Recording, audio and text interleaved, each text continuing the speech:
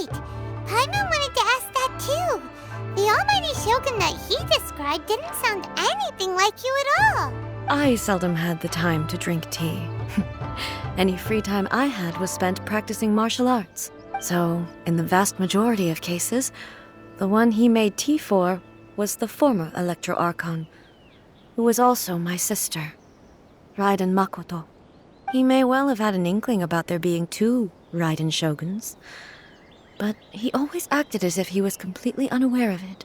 The philosophy of life that he shared with us just now, that was Makoto's view on reality. She always saw things that way. You and Makoto had pretty different views, huh? Indeed we did. It was the biggest difference between us. In her eyes, the most precious things in this world were dreams. The yearning for a better future held by living beings. They are similar, but not identical.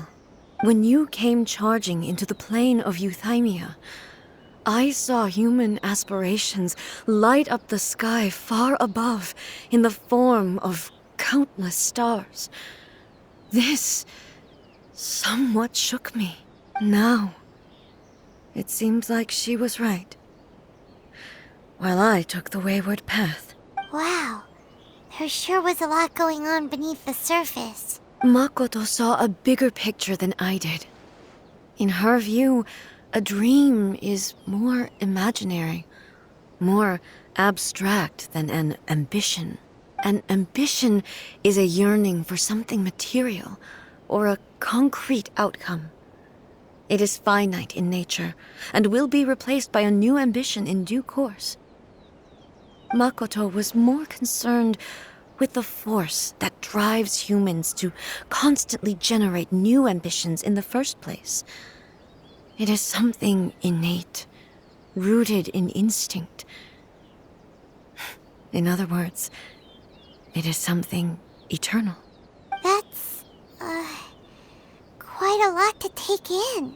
To put it simply, Makoto wasn't concerned about outcomes. I didn't understand at the time. How can we say that we are maintaining eternity when things are constantly moving forward and evolving? I suppose what it comes down to is the definition of eternity she set out with. Yes, it does. I always thought that she must have grasped some elusive, arcane wisdom to arrive at the conclusions she did. But in the last analysis, Makoto's philosophy was, on the surface at least, an elegantly simple one. Notwithstanding that it was also the more prudent choice, based on a more mature, far-sighted outlook. Do you feel you're starting to understand her better now? You have already witnessed my previous views on eternity, but now, I no longer cling to what was lost. I suppose that means our differences have been reconciled. Almighty Shogun, I found a tea set. This one in particular should be fit for your Excellency's use. It's quite beautiful. Thank you. You are too kind. A humble servant such as I does not deserve the gratitude of the Almighty Shogun. It's all good, sir. She's actually pretty chill. Let us return. We ought not keep Furuyama waiting too long.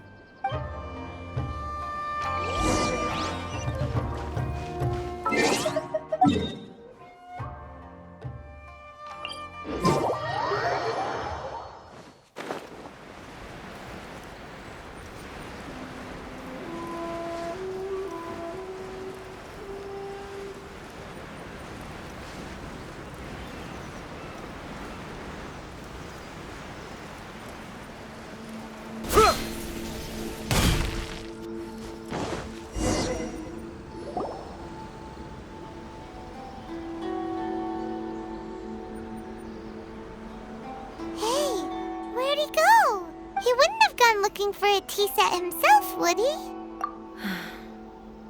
Or perhaps the ley lines did not have the power to sustain him for very long, as was the case with the memory we saw earlier.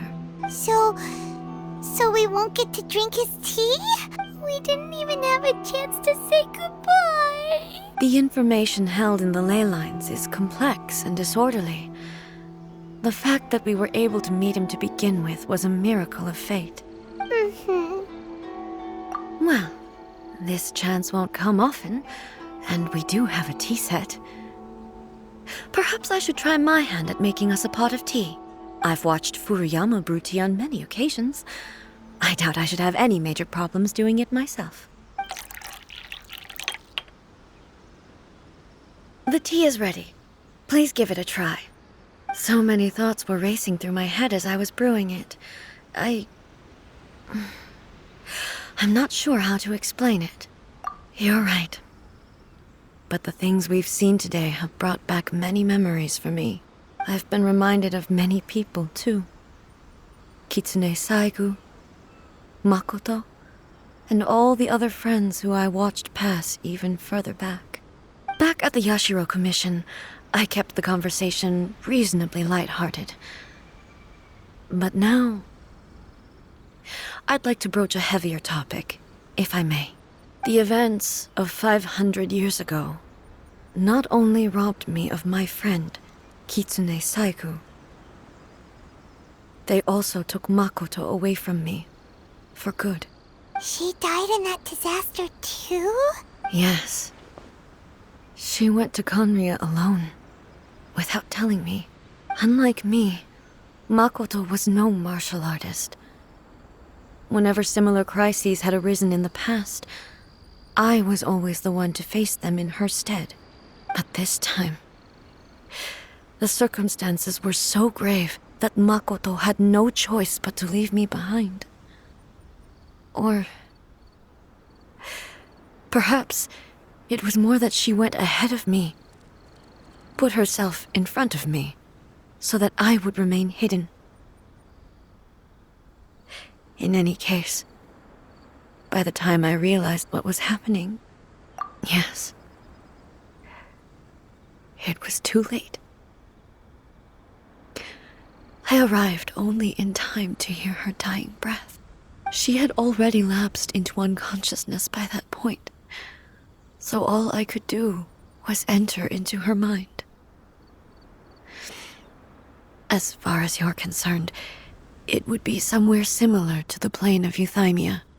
It was there that we bid each other a final farewell. I cried bitterly.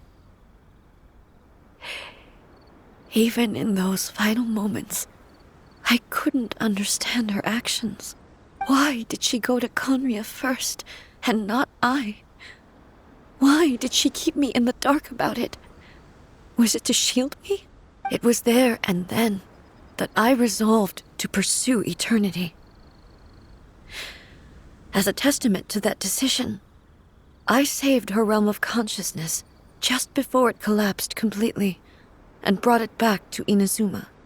That's quite a story.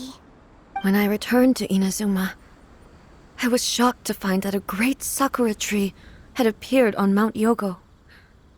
The tree that you know as the sacred sakura. That's exactly what everyone back then told me as well. That it had existed since time immemorial. They were so matter-of-fact about it, and couldn't at all understand what I was so surprised about. No one questioned it. And yet, its presence contrasted so starkly with the area as I remembered it. It seemed as if I was the only one to have noticed it appear suddenly out of thin air.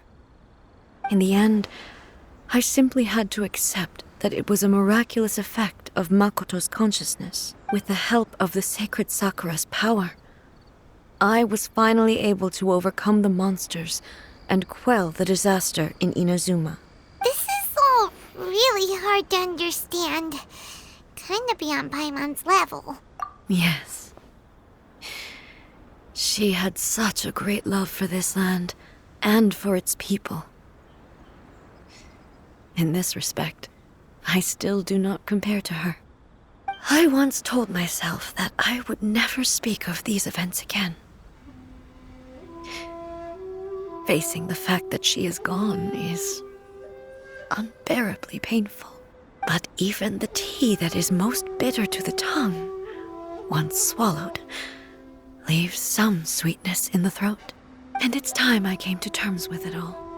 Oh, while we're on the topic, since you experienced that battle in person... Sister?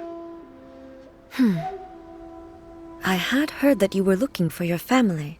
You mean to say that she was somehow involved in the Conria disaster? Based on what we've learned so far, it seems so, yeah. I'm sorry. I wasn't there for the whole thing. By the time I arrived, the worst of the fighting was already over. And also, my mind was consumed entirely with the plight of Inazuma and the fate of those closest to me. So, I am afraid I can't help you. Oh, well, that's a shame. But it can't be helped, I guess. Boy, both of you have experienced great tragedy. With this last cup of tea, let us honor the Tea Master's memory. Thank you, Destiny, for giving us the chance to meet again. We should go. Let's keep following the traces.